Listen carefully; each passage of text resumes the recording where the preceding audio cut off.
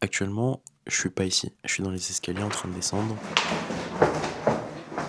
puis dans la cour, puis je traverse le hall. Et je descends dans le hall d'immeuble pour pouvoir ouvrir à mon ami que j'ai pas vu depuis assez longtemps. Et après 2-3 small talk, mon idée. Ok, alors, j'ai une proposition à te soumettre. Ouais. Plutôt une proposition à laquelle tu vas te soumettre. Voilà.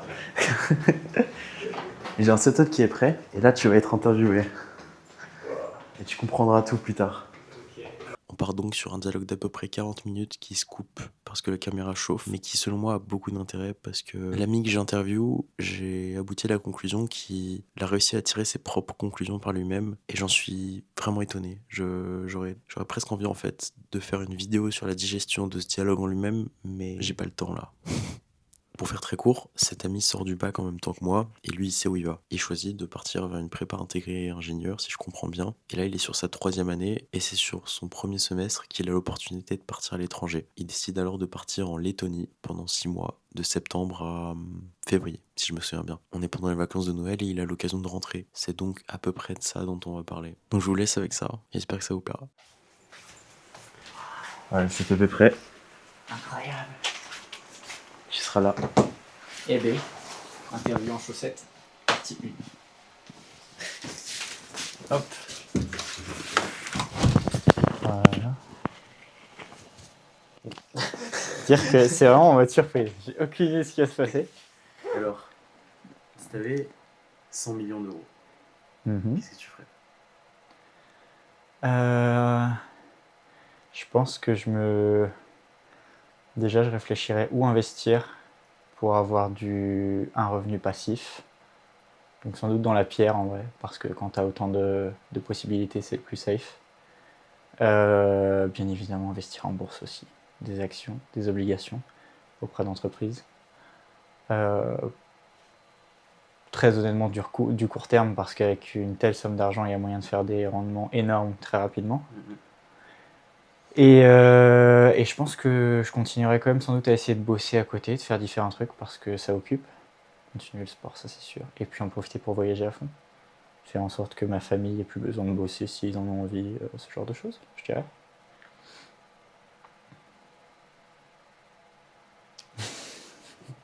T'attendais quelque chose de différent ? Non, Je pense pas. Non, en vrai, non, c'est bien parce que t'es allé un peu plus loin. Parce que d'habitude, les gens, ils disent directement juste investir. Et après, ils font. Et après De manière générale, je pense que je maintiendrai à peu près le même train de vie parce que c'est sobre, mais c'est ce que j'apprécie. J'ai pas grand chose qui pourrait m'intéresser, qui est vraiment hors d'atteinte. Mais juste le fait de pouvoir maintenir le train de vie et pouvoir même éventuellement permettre aux gens qui sont autour de moi de changer de train de vie si c'est ce qu'ils désirent. Je trouve que c'est déjà c'est tout l'intérêt possible de l'argent. Il n'y a pas grand chose au-delà de là. Donc ouais, je trouve que c'est à peu près ce que je ferais. intéressant. Voilà. Sinon, en vrai, là, en fait, c'est juste une question comme ça, parce que ça, c'est un truc que je posais à plein de gens. Et je suis pas étonné, mais t'as abouti à des conclusions avec lesquelles je suis relativement aligné aussi. Le fait d'avoir un train de vie sobre, mais que c'est pas, il n'y a pas une Pas nécessité forcément, c'est forcément. plutôt comment tu vois l'argent. Parce que les gens, Ouais. en fait, quand du coup je leur présente ça, ils se disent directement 100 millions, et ils arrivent même pas à se rendre compte que une certaine partie suffit largement Oui. en investissant à juste survivre toute ta vie avec, genre. Même largement plus que survivre. Oui. Je veux Enfin, dire, quand je dis survivre, c'est genre l'argent travaille pour toi. Oui, Plus oui. que Ouais, tu c'est dois sûr. faire quelque chose pour le conserver. C'est sûr. Et du coup, c'est moi qui dois pousser la question, tu fais quoi de tes journées et de ta vie. Et toi, en fait, directement, t'as quand même le déroulement des choses. Ouais. Bah, j'espère avoir dans l'idée la possibilité de gagner pas mal d'argent, 100 millions sans doute pas. Mais oui, être à l'aise financièrement, être un peu plus libre de manière à juste faire ce qui me fait kiffer. Et du coup, Par contre, ta retour. mâchoire, c'est bizarre. Hein. Là, Ouais. genre là, tu vois, ici, t'étais un peu aligné entre cou et mâchoire. Et là, on voit la délimitation. Ouais.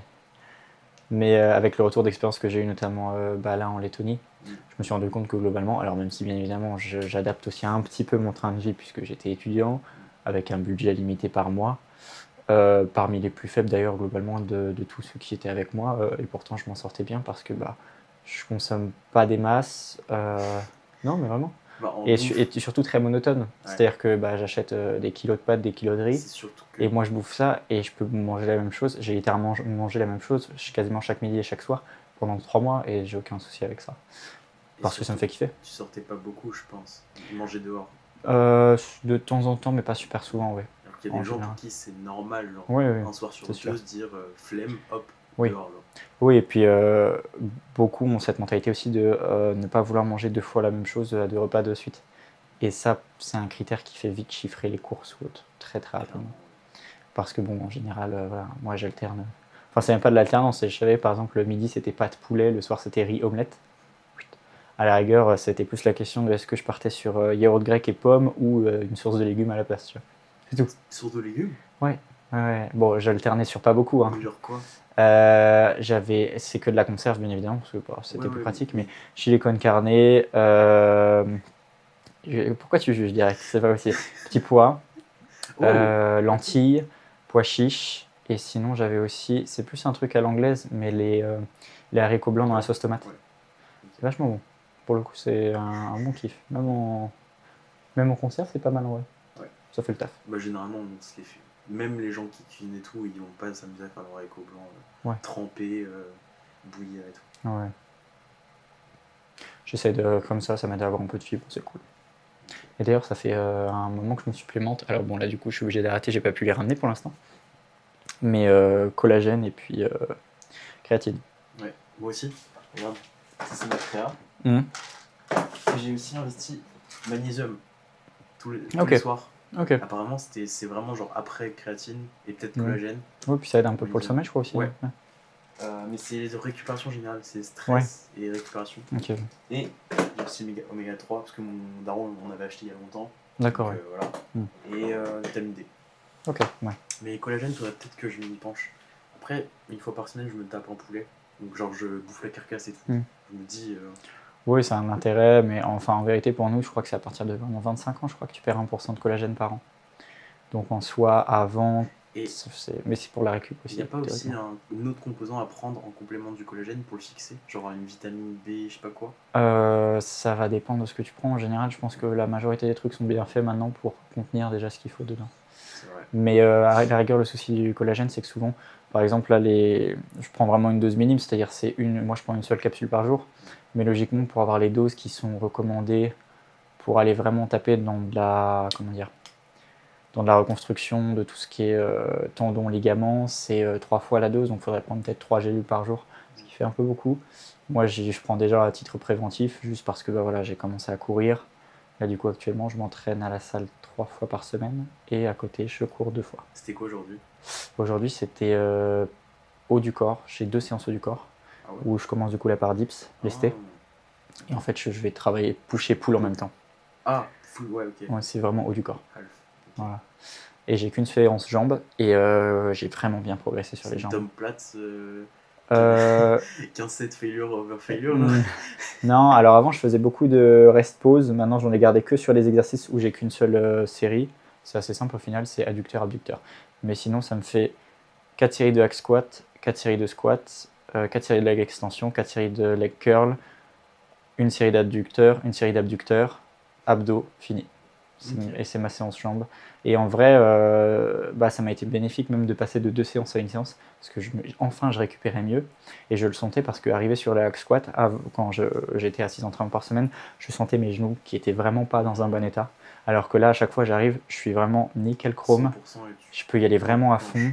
genre. Ouais. Et là, bah, j'ai tout enregistré sur mon téléphone depuis que j'ai commencé justement à faire ce. Là, je suis entre 9 et 12 séries par muscle, ce qui est le plus bas que j'ai jamais fait, à peu de choses près.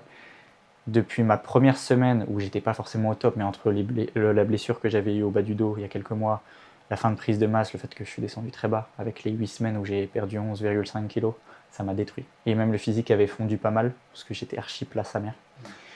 Descendu trop vite, c'était débile.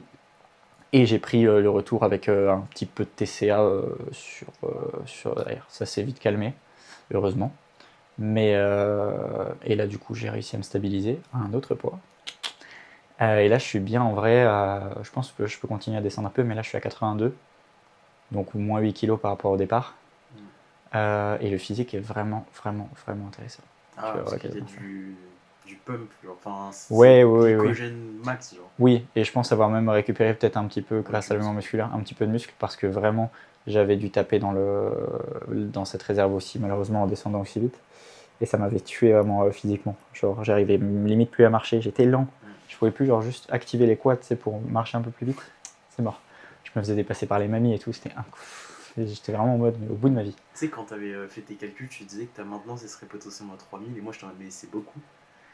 En vrai, Ouais, c'est même pas tant que ça. Là, non, maintenant, du coup, je reviens sur ça, ouais. parce que j'ai vu récemment un contenu de Lucas Gouet Hmm. qui mettait en avant une meuf de 56 kilos avec une maintenance à 2800. Ouais, Et ouais. après, je te demande, ah ouais, ah ouais, Surtout que j'ai gardé, alors jusqu'à il y a quelques jours, j'étais toujours sous 20 000 pas par jour depuis plus de 3 mois. ouais, donc en plus, il y a ça. Ouais. Voilà. Donc en vrai, ça le faisait. Là, ça fait quelques jours que j'ai pas l'occasion de faire mes pas. Je me limite à Ah un peu ouais, plus de 10 000. Ouais, parce que je suis rentré et je fais ouais. 2-3 trucs. Ouais. Mais globalement, ça va parce que, comment dire, j'ai moins la sensation de faim quand même. Je sens que, mine de rien, ça s'équilibre un petit peu. Et j'essaie juste de faire gaffe, même si j'ai tendance à bouffer un peu plus de conneries parce que c'est les fêtes ou autre. Au niveau des portions, il y a un truc qui a changé vraiment la donne, c'était il y a quelques semaines à peine, genre 4-5 semaines, c'est le fait de reprendre l'habitude. Et ça fait longtemps que je pense que j'avais perdu ça, notamment durant la prise de masse où je devais me gaver comme pas possible. Le fait de manger vraiment doucement et de me forcer à mâcher plus. Et ça m'a limite doublé la durée de mes repas, mais je me sentais tellement mieux à la fin de mon repas. Fini le fait de se sentir gonflé comme pas possible. Genre j'étais gonflé sa mère à chaque fin de repas, même en étant sec, enfin en étant plus sec que ce que j'avais été durant la prise de masse. Je trouvais même pas ça super esthétique parce que j'étais quand même gonflé, j'avais la sangle abdominale que je pouvais pas vraiment contracter comme je voulais. En même temps, ça fait un moment que là je retravaille les abdos, donc ça joue aussi un peu. Mais le fait de manger doucement au niveau de la satiété, ouf, tout c'est dingue. Franchement, Bah, c'est incroyable. tu connectes ton cerveau à ce que t'avales Ouais, aussi. non, ouais. Et je me rends compte beaucoup plus rapidement que bah voilà, j'ai pas besoin d'aller taper dans des gâteaux ou autre après. J'ai même pas forcément besoin d'aller chercher la collation à 15h ou 16h parce que je me sens bien. Et l'un des signes qui m'avait alarmé, d'une part, c'était le fait que bah, toujours après mes repas, vraiment j'avais le ventre mais comme as, abusé. Et aussi le fait que ça m'arrivait souvent, notamment quand je mangeais par exemple le midi, euh, quand je pouvais pas manger chez moi parce que je devais aller à l'école ou autre, et que j'avais juste le temps de m'entraîner, j'allais chercher sandwich, juste tranches de pain de mie avec du jambon. Là-bas, ils ont pas mal de trucs pour ça. Et je me faisais ça avec un truc, 40 grammes de sorte de lait protéiné. Bref, en vrai, c'était nickel pour les macros. Mais juste, j'avalais ça à une telle vitesse, 300 grammes de pain de mie, si bien que j'étais même passé à 500 grammes avoir l'impression de satiété parce que je mangeais tellement vite. Et en fait, je mangeais tellement vite que j'avais mal dans le dos. Parce que l'œsophage, en fait, s'étirait. Et du coup, ça te fait des douleurs dans le dos. Je sais pas si tu as déjà ressenti ça peut-être pendant des crises de En fait, ouais, boulimie. je crois que ça se trouve, je l'ai tout le temps. Et Ouais. genre, je m'en rends pas compte, genre tellement c'est normal. Un mois pour le coup, et ça commençait vraiment à me faire mal. Et à chaque fois que j'avais ce repas-là, qu'au final j'aimais bien, et c'est là que je vois que j'arrive à me satisfaire de pas grand-chose, c'était du sandwich avec vraiment juste du jambon dedans. Mais vraiment, j'aimais bien. Pas Et de je sauce, kiffe toujours. rien. Là. Non, non. Et ça me faisait kiffer.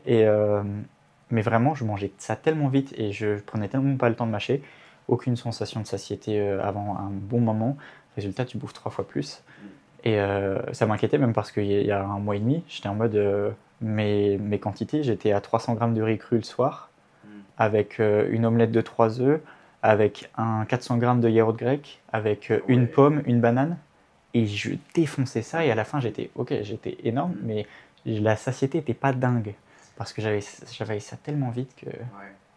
Et aujourd'hui, là, je suis redescendu sans problème. Bah, le soir, c'était habituellement 200... Ah oui, pardon, j'ai oublié aussi une conserve de légumes entière en plus avec ça. Voilà. Ouais, pour le volume, en fait. Ouais, voilà. Ouais.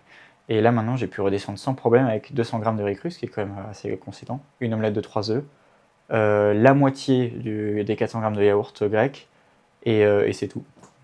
Il n'y avait plus de fruits, il n'y avait même plus de légumes, et sinon j'alternais avec légumes, mais j'ai enlevé le yaourt grec. Et puis voilà, basta.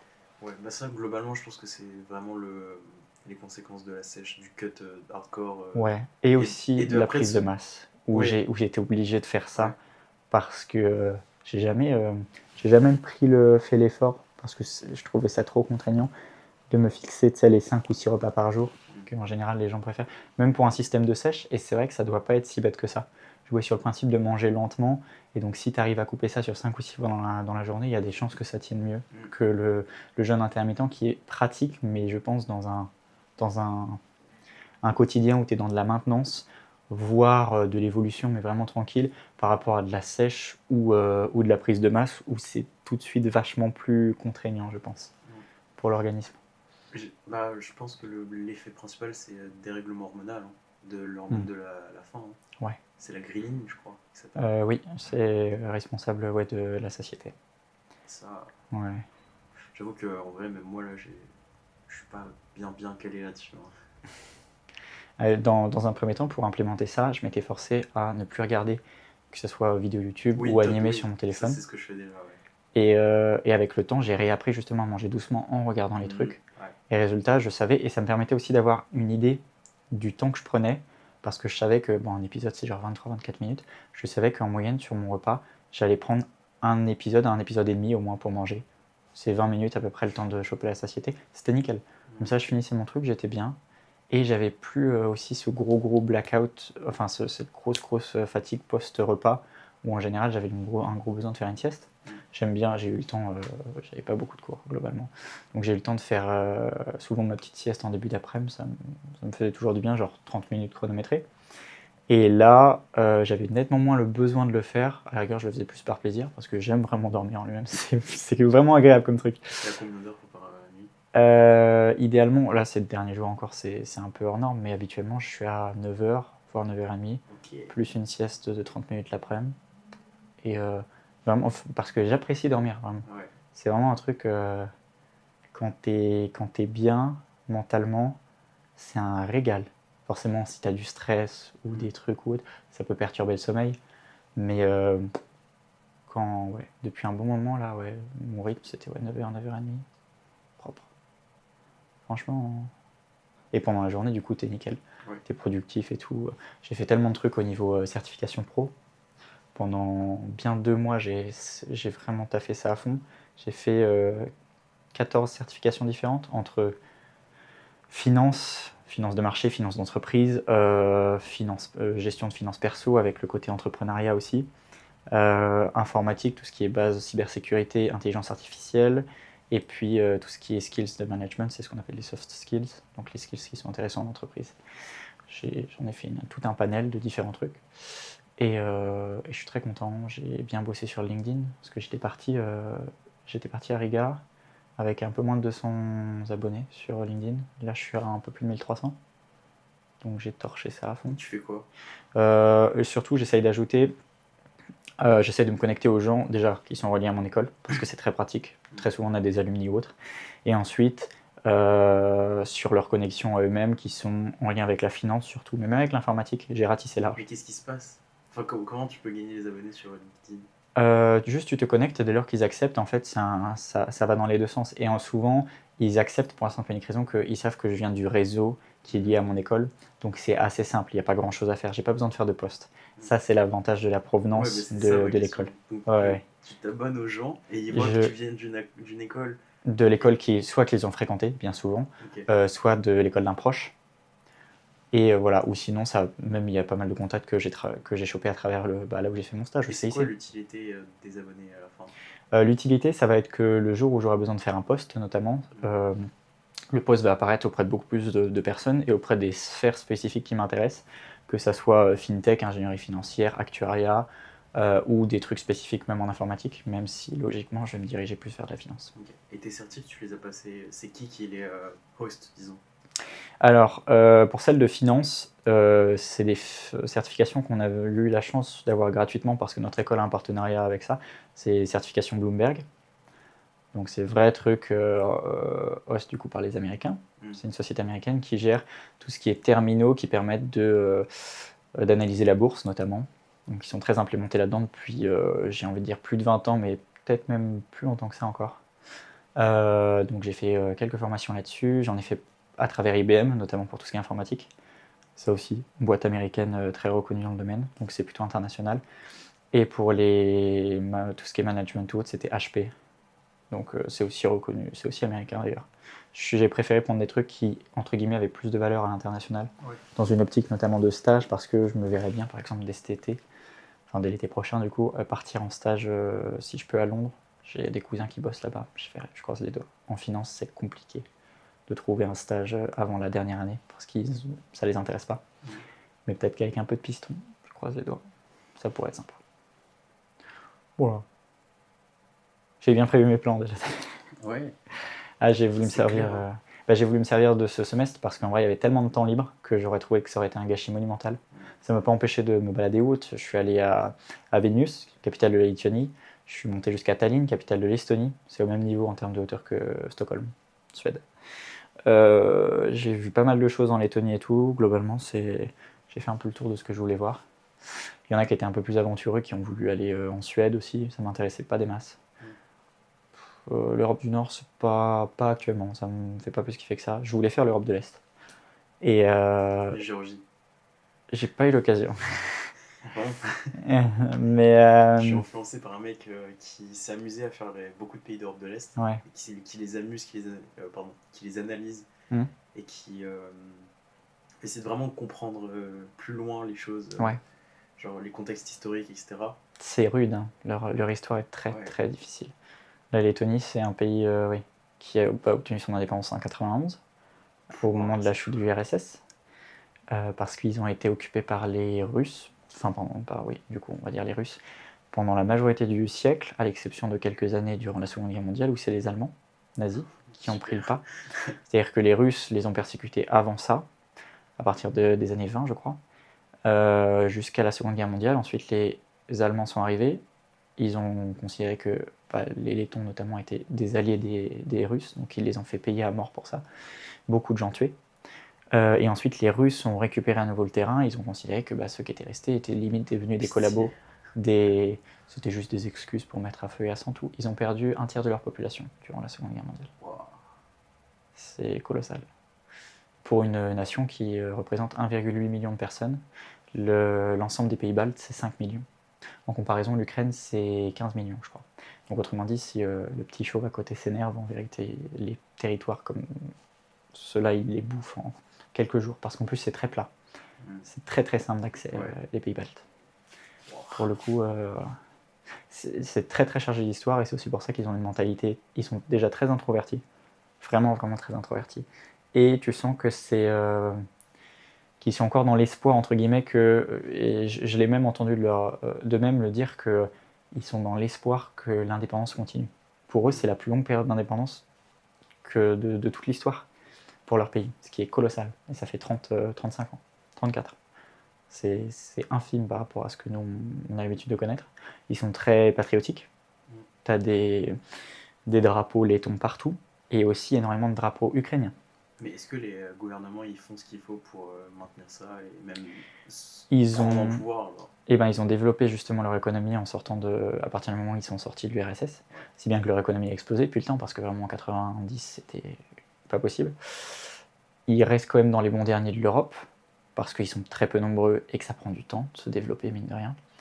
Par exemple, voilà, le SMIC là-bas c'est 740 € brut, seuil de pauvreté à 600 et quelques, et un pourcentage justement de gens qui sont au niveau du seuil de pauvreté qui est colossal. Si bien que Riga étant relativement touristique, les habitants à proprement parler du pays peuvent normalement même pas se loger dans la ville. C'est souvent hérité des parents, un logement au centre, sinon c'est mort, quoi. C'est pas évident, comme je veux dire, ils ont une vie vraiment globalement plus sobre et surtout plus dure que nous, avec un environnement qui est aussi relativement plus sombre. Là, je peux dire que j'ai vraiment l'impression d'avoir gagné 15 heures de soleil par jour en étant ici, alors qu'il fait un temps pas fameux, je sais bien. Ouais. Mais là-bas, c'était... Même quand il fait jour, il fait sombre. C'est un environnement assez spécifique. Ouais, genre tous les jours, c'est ça alors Oui, et encore. Parce que tu as le côté un peu lumineux, tu vois, au fond. Normalement, c'est beaucoup plus renfermé. Ah ouais. C'est un peu différent. C'est vraiment un aspect sombre. Et faut compter que... alors, on a 1 heure de décalage là-bas. Donc il est 1 heure plus tard, mais malgré tout, c'est 15h30. Il fait nuit, une nuit noire. Donc ici, c'est 14h30. Ça pique, tu vois. Donc là, déjà, j'ai récupéré en vrai au moins 2 heures et quelques d'ensoleillement. Et ça fait du bien au moral, quand même. Ouais. parce que en plus c'est vraiment une nuit sombre là-bas, c'est très spécial. Et ils ont vraiment l'architecture typique ancienne URSS, donc c'est très très sobre déjà de base, blanc, même assez grisâtre, parce que souvent c'est des bâtiments où ils n'ont pas les moyens de rénover. Oui. Le seul endroit où vraiment il y avait des efforts là-dessus, c'est quand je suis allé à Tallinn, donc la capitale d'Estonie, encore plus haut. Et eux, par contre, ils ont plus de couleurs, ce qui casse un peu au moins l'aspect très sombre du climat. Et ça fait un peu de bien quand même, le fait d'avoir juste quelques bâtiments bleus, jaunes, des trucs un peu plus joyeux. Je te montrerai, j'ai quelques photos. Mais je trouve que ça joue. Rien que ce paramètre-là joue sur le moral déjà un peu. Voilà.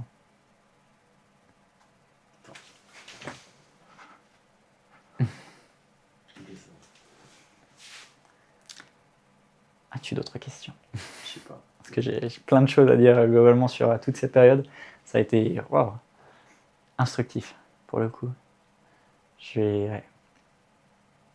C'est une occasion en soi, vraiment une occasion de vie, de pouvoir passer quelques mois. Bon, j'ai été chanceux, j'ai pu quand même avoir ma sœur, son copain aussi qui sont venus, mon père, ma mère, mon oncle. Ils sont tous venus à différentes périodes, donc j'ai jamais été vraiment trop seul, mais suffisamment pour pouvoir vraiment avoir le temps de me poser les questions de ce que je veux faire, pourquoi je fais déjà tout ce que je fais, quels sont mes prochains objectifs, parce que c'est vrai que je suis quand même arrivé, j'ai entamé un peu la deuxième année de prépa intégrée avec cette mentalité de ok, faut survivre à cette année, faut valider, et puis comme ça, tu as le semestre de repos, entre guillemets. Mais je me suis très vite rendu compte, après 1 ou 2 semaines, hein, juste en me baladant un peu dans les haute, que j'avais besoin de m'occuper quand même, et quitte à choisir, j'allais avoir beaucoup de temps, je m'en étais rendu compte sur le coup, valait mieux l'investir intelligemment, et rien que de se poser plein de questions, essayer d'avancer professionnellement parlant, ça j'en suis vraiment très content, parce que je suis devenu tuteur aussi entre temps, du coup. Je propose des cours de mathématiques, de physique-chimie pour des spé terminales premières. Possiblement d'ailleurs un premier coaching d'un jeune de 14 ou 15 ans en street, je vais voir. Possiblement ça va se faire. Et en vrai, déjà, je suis content d'avoir eu l'occasion de faire ce système de tutorat, puisque d'ailleurs l'association qui gère du coup un petit peu la mise en relation entre les tuteurs et les élèves m'a même fait ma première proposition de poste. On m'a proposé pas un temps plein, je sais plus le Temps terme, partiel. un temps partiel. Voilà. Un temps partiel en tant que responsable. Je vais y arriver. Responsable. Tuteur, peut-être. Non, c'est plus du tuteur, c'est responsable pédagogique. Donc autrement dit, je gère le tout premier accompagnement, c'est-à-dire comprendre les besoins du nouvel élève. Plutôt analyste qui va Voilà, rediriger. pour pouvoir ensuite le rediriger correctement vers le profil qui est nécessaire. Donc à ce moment-là, j'avais plus d'élèves à part entière, j'ai préféré décliner parce que déjà ça représentait un peu plus d'heures, ce qui allait être compliqué à maintenir, surtout en retournant à l'ESIEV à partir de février. Et puis bon, j'avais déjà des élèves sur le coup, j'avais pas envie de les lâcher. Voilà. Et comment tu gères autant de trucs différents? En vrai, j'ai toujours structuré pas mal les choses à partir du moment où j'avais des entraînements. Même si j'ai réduit maintenant, ça fonctionne toujours à peu près pareil. J'avais la chance aussi, entre guillemets, que bon, même si j'avais pas beaucoup de cours, même très peu, l'emploi du temps est fixe. Ouais. Donc ça bouge pas. Enfin, c'est 1 semaine sur 2, il y a de légères différences, mais c'est fixe. Donc ça permet aussi de mieux s'organiser. Et puisque je savais, j'avais pas tendance à me coucher trop tard, le fait de savoir quand je suis censé me lever, aller marcher même, souvent je commençais d'ailleurs par aller marcher un peu. J'avais un petit parc à côté de chez moi. Je savais que en fonction de ce que j'avais à faire aujourd'hui, si jamais je devais bouger ou autre, j'allais faire soit 1, 2 ou 3 tours du parc, parce que je savais que ça allait me faire tant ou tant de steps par exemple. Ça me permettait juste déjà le temps de se réveiller. Tu commences par marcher un peu dans la nature, à jeun tranquille, ça permet de vraiment se réveiller et déjà de se poser éventuellement 2-3 questions, de se mettre un peu en route. Tu rentres, tu es prêt, tu peux commencer à bosser ou tu peux commencer à te préparer à manger ou me préparer pour la salle de sport. Pour la séance jambes, j'avais tendance à aller dans une salle dans le centre, donc je savais que ça allait me prendre 1 heure aller, 1 heure retour à pied. Ah ouais, je faisais 15 000 steps comme ça dès le matin. En général, alors je bouclais pas ça forcément le samedi matin parce que j'avais tutorat, mais l'après-midi, je savais que samedi matin par exemple, je me levais relativement tôt, j'allais juste faire un ou deux tours de parc, histoire de faire déjà 5000 pas. Je rentre, j'avais déjà préparé mes tutorats au préalable, donc je fais mon heure et demie de tutorat avec l'élève en question. Derrière, il est 13h, je mange, petite sieste, à 15h, 15h15, je décolle, je prends 1 heure pour y aller à pied, sur place, ma séance elle fait 2 heures, je rentre 1 heure, et ensuite je bosse, je mange, si à la rigueur il me restait des PAOT à faire, je fais ça, je lis un peu, enfin bref. Mine de rien, même en ayant fait tout ça, en ayant un rythme de vie qui est quand même plutôt productif par rapport à beaucoup de mes amis qui se levaient à 7h, enfin qui allaient se coucher à 7h du matin. Ouais, il y en a beaucoup qui profitent. Enfin, à leur manière. Parce que je considère que j'ai profité quand même un maximum de ce que j'avais. Mais parce que pour moi, profiter, ça a une forme de productivité liée à ça. Bon, chacun sa définition après. Mais j'ai eu le temps de voir plein d'animés, de lire plein de trucs que je voulais faire, de regarder pas mal de films en anglais, parce que je voulais aussi bosser là-dessus, pour justement continuer à bosser mon anglais, essayer de m'améliorer sur ce domaine, parce que ça devrait m'être utile pour plus tard. Donc voilà, j'ai eu vraiment l'occasion de faire plein de trucs sympas. Et donc, De me déteindre les t'avais cheveux. d'une part des cours, d'autre part des certifications, et d'autre part le tutorat. Ouais, même Et- si la majorité des certifications, je les ai fait avant de commencer le tutorat, mais j'en avais encore un peu en même temps. D'accord, ok, parce que ma question elle portait surtout vers l'organisation et le fait de pas réussir à. Enfin, de réussir à être concentré sur chaque chose qu'on fait alors qu'il y a une variété des choses qui Oui, peut poser oui, des oui. soucis. Après, il y a des choses qui se mangent dessus l'une l'autre. Typiquement, bien souvent, quand j'étais en cours, je bossais pas forcément les cours parce que très souvent, c'est des amphis. Il n'y a pas forcément grande utilité. Il y a pas mal de projets. J'ai pris pas mal de projets de groupe qui étaient à faire à 3, 4 ou 5 en solo. Donc j'avais quand même des collègues attitrés. Et je leur disais, vous me laissez faire le truc, vous pouvez vous amuser. Puis moi, ça m'occupe. Oui, j'ai vraiment fait ça pour 4 ou 5 projets. Et ça me prenait plus de temps, c'est vrai, mais ça me permettait de mieux comprendre les choses et ça occupait mes journées aussi. Parce que en même temps, c'est le côté, tu as beaucoup de temps pour réfléchir et donc plein de temps pour te poser des questions, et en même temps, ça fait un peu peur parce que tu te retrouves forcément face à toi-même. Et je me suis rendu compte qu'il y avait des comportements que tu peux très vite avoir qui sont autodestructeurs et tu n'as aucune limite quand tu es solo. C'est là que je comprends aussi un peu mieux, par exemple, comment toi, tu as pu un peu te sentir durant ces dernières années même. Parce que c'est sur l'aspect, si jamais tu as une idée en tête, personne ne peut t'arrêter. Personne n'est autour pour tempérer, pour te permettre d'avoir un point d'accroche. Et je l'ai reconnu quand j'ai perdu 11 kilos et quelques en 8 semaines, ce qui était profondément déraisonnable, même d'un point de vue performance, d'un point de vue optimisation, c'était stupide. Je voulais ignorer même cette notion de poids. Il y avait. Bref. Et puisque j'étais focus dans mon truc, c'était insortable de ça. Et bon, heureusement, ça s'est pas mal fini, mais ça aurait pu jouer sur des blessures très, très bêtes, forcément, parce que je peux dire que j'ai senti mes genoux dans des états durant des séances jambes, parce que du coup, j'avais 7 séances jambes là de base, mais x2, ce qui fait un volume absolument débile dans la semaine, surtout quand tu es littéralement en train de fondre. Vraiment, les genoux qui commençaient à me dire, frérot, va te faire foutre. Ça, moi je suis peut-être peut-être toujours un peu d'élu, mais je me dis, peut-être que in fine, ça t'aura un peu renforcé d'avoir atteint ce genre de stade de stress, genre, où t'auras poussé des limites et ton corps du coup il est plus fort là. Non, il y a des choses à en tirer. Non, il y a des choses à en tirer, ça c'est sûr. Après, comment dire, d'une certaine manière, je pense avoir eu. J'y ai perdu un petit peu quand même, parce que c'est vrai que musculairement parlant, sur le coup, je m'étais quand même un peu résorbé, je trouve. Mais là maintenant, j'en serais peut-être pas à ce stade-là où j'aurais pas eu de toute manière les capacités de faire les choses proprement pour descendre de 90 à 82 vraiment proprement sur 5 mois, parce que j'avais pas les connaissances, je savais pas trop comment m'y prendre. Voilà. Et puis là, mine de rien, j'ai expérimenté ce que ça faisait vraiment d'être sur une restriction assez précise, avec un nombre de steps très précis. J'étais en moyenne quand même à plus de 20 000 pendant un bon moment. J'étais sur du 24 000 même, je crois, en moyenne pendant un moment. Là, j'ai fait plus de. Je sais plus combien de. Pour le faire sans tapis, je trouve ça mais lunaire. Dehors, ouais, passer bah. autant de temps dehors. Ouais, j'ai passé beaucoup de temps dehors. J'ai dû faire pas loin de 2000 km de marche depuis fin août. Ça fait beaucoup. Et c'est vrai que les gens en attendant se disaient, oui, mais Enfin, comment t'arrives à trouver le temps de faire tout ça? Mais c'est surtout que il y avait plus de. Enfin, pour moi, c'était surtout difficile d'avoir des temps morts, des temps entre guillemets improductifs, à être sur le téléphone par exemple ou à rien foutre. Ça, je me voyais pas faire ça. Il y avait des temps dédiés où juste je voulais regarder un animé, ok. Mais parce que c'était un choix plus qu'une décision de ah, ça m'ennuie, je suis censé faire tel ou tel truc.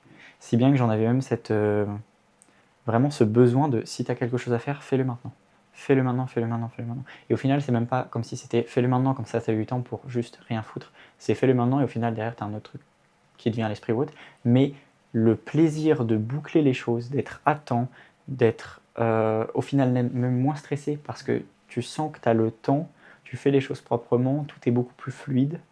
Niveau stress, franchement, j'ai été nickel. Après, le fait aussi de dormir beaucoup, ça joue. Ouais, t'as l'énergie, Voilà. ouais, Ouais. le drive. Ça, c'est un truc que j'ai implémenté depuis que je suis rentré de Chine. Je me suis forcé à passer 9h30 dans mon lit. Ouais. Genre, en gros, je dors, peu importe l'heure. Des fois, je rentrais à 1h du mat, je me disais, ok, le réveil, c'est dans 9h30. Ouais.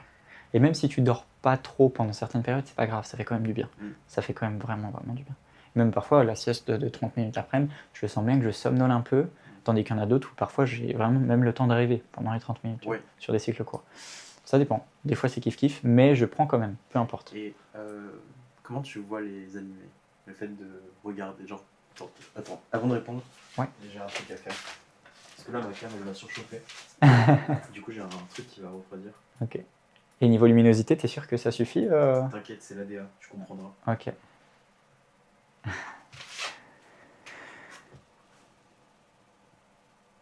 Putain, c'est dingue, il fait encore jour. Non mais, je te jure, ça me met le smile en vrai. Qu'est-ce que j'étais content de rentrer. Et bon, à côté de ça, c'est la fin, genre. Bon, faut que je reparte 2 semaines malheureusement encore, mais ça va passer vite, ça va passer vite.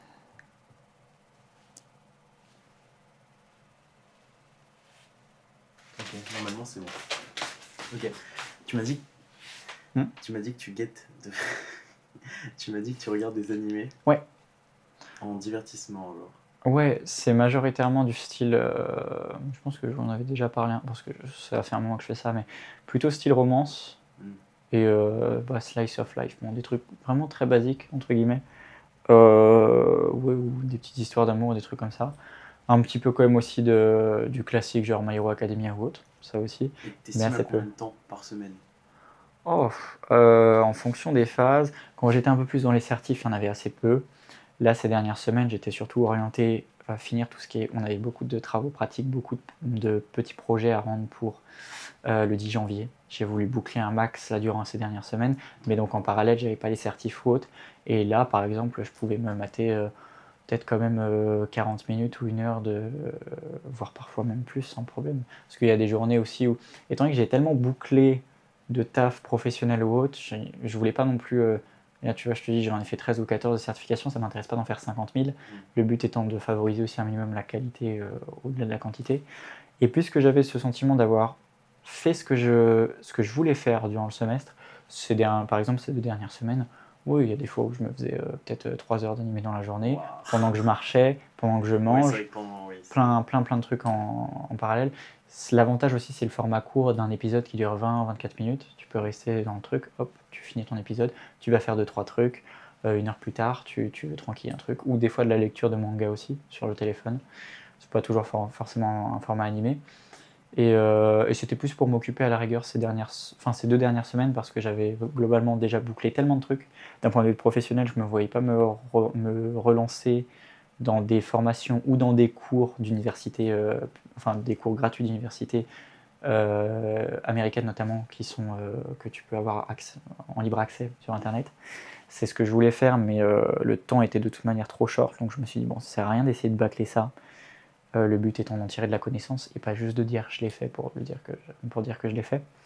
Donc j'ai pris un petit peu cette période-là pour juste continuer la base, c'est-à-dire les entraînements, les steps, boucler ce que j'avais à boucler. Il m'en reste quand même un petit peu parce que c'est vrai qu'il y avait beaucoup de trucs qui sont tombés ces dernières semaines.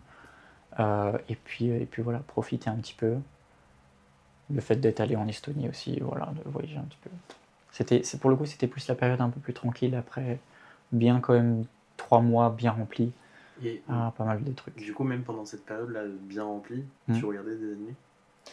Un petit peu, mais nettement moins. Ok. Mais quotidiennement? Non. Non, je me le faisais pas forcément. Après, parfois, c'est des trucs tout cons, mais ça peut être peut-être un ou deux épisodes. J'ai bouclé ma journée et tout, j'ai bouclé mes steps, je rentre, il est 22h. Je me dis, ou 22h15, je me dis, moi, jusqu'à 23h, voilà, je vais regarder un peu d'animé. Voilà. Ok. Et puis ensuite, et à la rigueur, ça m'aide même à dormir, parce que ça m'apaise un peu tranquillement. C'est pas mal. J'ai senti un petit peu plus, je pense, la pénibilité de faire les pas, peut-être ces 2 dernières semaines, c'est ça, parce qu'il commençait vraiment à faire froid, et le vent est glacial là-bas. Donc cache-cou et gants oblige, mais parfois ça me fait chier de mettre les gants, notamment parce que si j'ai besoin de toucher à mon tel ou autre, ils sont tactiles, mais pas trop, c'est un peu galère. Et résultat, c'est dû arriver que je sorte aller me balader au parc, et puis je rentre et j'ai les doigts tellement gelés qu'en mettant ma clé dans la porte, je me rends compte que va falloir que j'attende 5 ou 10 minutes avant de pouvoir tourner ma clé dans la porte, parce que je ne peux J'ai pas. déjà vu ça ici. Ouais, Genre, tu te sens tellement puissant, tu te dis, genre moi là, je suis pas ouais. capable de te faire Voilà. ça, genre. Et j'essaie avec mes 2 mains, et j'essaie même avec mon corps, tu sais, de tourner, et je me dis, bah non, ça passe pas, du coup, Tu fais- ouais. Et c'est un long couloir, du coup, je me mets à marcher comme ça dans le couloir, je me dis, bon, on prend des steps, écoute, on a que ça à foutre. Tu sais, je suis là comme un con. Heureusement, il y a personne qui est sorti à ce moment-là, tu sais, à se dire, putain, qu'est-ce qu'il branle, le gars. Et il était en train de zoner devant son appart, et maintenant, il marche dans le couloir, comme un débile. Enfin, bref. Mais ouais. Mais donc, non, content. C'est un investissement d'un point de vue professionnel, personnel. Mais je vous en parlais déjà avec Hippolyte, le fait de prendre quelques mois un peu en mode solo, même si j'ai eu l'occasion de rencontrer de très bons amis à l'école, des gens de l'ESIL, notamment de mon école que j'ai rencontré uniquement là-bas, parce qu'on est des promos de 6, donc forcément on ne se connaissait pas avant, pas tous. Et donc vraiment des gens avec des profils très différents, très chouettes. C'est ta rencontre la plus marquante alors, parmi tous? Euh, je pense que ça serait... En vrai, elles se valent un peu toutes, elles sont assez différentes, mais si je devais en citer un, il y a un gars que j'ai rencontré qui s'appelle Adli, qui est d'origine tunisienne et qui avait un profil, lui, qui était un petit peu en parallèle du mien sur le fait où lui, il a vraiment énormément appris sur le côté personnel durant cette phase-là. Il est un peu dans cette vision de, j'ai envie de dire, un peu moi d'il y a quelques années qui cherche justement à commencer à optimiser les choses, mais qui a aussi beaucoup de chaos dans sa vie. Pas trop forcément d'aspects de relations amoureuses ou autres. C'était le départ, entre guillemets. Plein de choses à apprendre sur lui-même et sur son côté perso. Et en fait, j'arrivais à me connecter pas mal à lui parce que déjà j'appréciais aider les gens. Et le fait de voir un petit peu qu'il avait un peu ma position sur pas mal d'aspects de moi d'il y a quelques années, ça me permettait d'une certaine manière d'essayer de l'aiguiller, tout en ayant cette vision de se dire, il doit faire ses propres erreurs, c'est normal, c'est le but. Et de voir un petit peu comment il évolue au fil des temps, au fil du temps, puisqu'on a passé plusieurs mois déjà ensemble là-bas. Donc c'était assez intéressant. Moi j'avais majoritairement accès professionnel, même si je dois dire que socialement ça m'a ouvert un peu l'esprit sur l'importance d'être proche de sa famille quand même. Je savais que c'était important pour moi, mais je me suis rendu compte d'autant plus à quel point la quête de la réussite, enfin la quête, si on peut dire, de la réussite à proprement parler générale, devait presque même au même niveau, sans aucun problème, comprendre le fait de socialement être entouré de gens avec qui je m'entends bien, que ce soit avec toi, avec Hippolyte, avec ma famille, parce que j'ai jamais eu de gros problèmes, de grosses difficultés à m'entendre avec les gens qui sont autour de moi. Et j'ai beaucoup de gens que j'apprécie et qui sont importants, que ce soit pour moi me sentir bien et vice-versa. Bien évidemment, c'est une connexion qui se fait dans les deux sens. Et à quel point c'était nécessaire, bien plus que d'aller gagner des milliers et des cents. D'autant plus que j'ai eu aussi l'occasion de me rendre compte que, même si bien évidemment le rythme de vie en tant qu'étudiant, encore une fois, est un peu plus sobre que ce que j'ai d'habitude, que je pouvais me contenter d'un rythme de vie vraiment, vraiment sobre, sans aucune difficulté.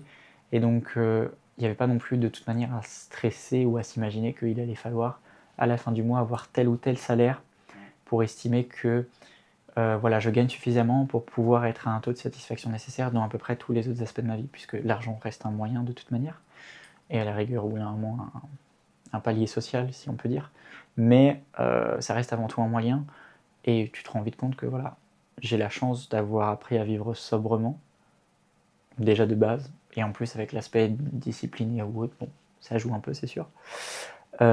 Et en parallèle de ça, a priori, j'ai pris le bon cursus et je me suis orienté à peu près correctement. Je fournis les efforts à peu près quotidiennement pour arriver à quelque chose qui devrait amplement suffire à mes objectifs personnels, à mon épanouissement et à maintenir en fait surtout voilà, un rythme de vie qui me convient pour avoir le temps de continuer à faire tout ce qui est autour. Je me suis un peu plus rendu compte que voilà, la vie, ça se jouait aussi un peu plus au jour le jour, et c'est ce que je faisais aussi un petit peu tous les jours qui devait contribuer à comment je me sentais. Pas tant l'objectif dans 5, 10, 20 ans, qui est très important à mes yeux, certes, mais aussi le fait que voilà, si j'aime lire des animés, et ben un peu dans 10 ou 20 ans, je sais que c'est pas quelque chose que je regretterai. C'est quelque chose que je suis content d'avoir fait, parce que ça me fait plaisir, parce que ça ne me cause pas spécialement de problème, parce que j'arrive à maintenir tout le reste autour. Passer du temps avec mes proches, pareil. Ça peut être jouer aux jeux vidéo, pareil. Faire de la muscu, pareil. Aller courir, pareil. C'est des trucs, c'est des petites actions, bout à bout, mais qui se maintiennent dans un ensemble qui me convient. Et même si cet ensemble-là me convient plus dans quelques mois ou dans quelques années, j'aurai juste à le modifier. Mais sur le moment, ça aura été bon. Ça aura été, dans la majorité des cas, bénéfique et au pire des cas, neutre pour le futur. Voilà, rien de qui puisse vraiment me punir sur le long terme. Euh, et donc honnêtement il y a juste à profiter quoi, de ce rythme. T'as déjà consommé du dev perso? Vidéo ou livre? Vidéo peut-être un tout petit peu, mais c'est pas. Oui, j'en ai eu, mais peut-être pendant quelques jours, tiens, pendant le truc, ouais. Quand est-ce que ça s'est joué? Peut-être il y a un mois et demi ou deux. Plus sur des podcasts autour de, effectivement, la manière dont on a tendance à voir un petit peu les objectifs, les gens qui ont tendance à beaucoup objectifier. Et d'ailleurs, j'en avais tiré une super citation que je trouve incroyable. Je te la lirai après. Bon, c'est en anglais, mais globalement. C'était qui le podcasteur? Alors, l'un de ceux que j'ai beaucoup regardé, c'est. Ah putain, comment il s'appelle? Non. Non, ok. Non. Alors, il y en a un, je suis moins fan, j'en ai vu juste un ou deux podcasts de lui, c'était Diary of a CEO. Ah, ça me dit un truc. Voilà. C'est le gars typé un peu indien, entre guillemets. Je sais pas si tu vois. Non, mais tiens, tu peux lire la citation. Ouais. Bon, c'est en anglais, mais globalement, tu vas capter l'idée de toute manière. Tiens, ça c'est mon truc nombre de reps, je te montrerai après, parce que franchement, les progrès que j'ai fait là en quelques semaines, sur 8-9 semaines de programme, c'est quelque chose qu'habituellement ça m'aurait pris des mois à faire, dû à la surcharge d'entraînement qui est juste stupide. Mais alors, bon, du coup c'est en anglais, mais bref. You cannot conspire for happiness, it is impossible, but this is often what people try and do, especially when they seek out self-help or other personal development advice. They're essentially saying, show me the rules of the game I have to play, and I'll play it, not realizing that it's the very fact that they think there are rules to happiness that is preventing them from being happy. When you treat happiness as the end goal rather than as a byproduct of optimal behaviors, then you'll fall into the never-ending trap of despair. Donc cette idée de, comment dire, tu marches avec les objectifs, tu attends toujours tendance à te fixer des objectifs et tu vas considérer que le fait d'être heureux, c'est comme une sorte d'objectif à cocher, et à partir du moment où tu définis une sorte de jeu où tu as des règles à remplir pour arriver à cet objectif, bien souvent ça fonctionne, mais pour quelque chose d'aussi intangible et aussi personnel que le fait d'être heureux, tout simplement, c'est tout simplement un échec, parce que c'est une erreur fondamentale que de considérer que tu as des cases à cocher à chaque fois pour justement être heureux. Et que c'est du coup plutôt, c'est censé être une conséquence justement d'un ensemble de comportements optimaux. Notamment le fait voilà, d'avoir une routine saine mais qui te correspond à toi, qui n'est pas forcément le truc le plus optimisé possible, mais qui te correspond à toi uniquement, à ce que tu ressens, à comment tu veux évoluer. Et donc c'est quelque chose qui possiblement est amené à évoluer, ou possiblement rester fixe pendant un certain temps, en fonction de toi, encore une fois, puisque en fait c'est purement et simplement subjectif, ça n'a jamais une question objective.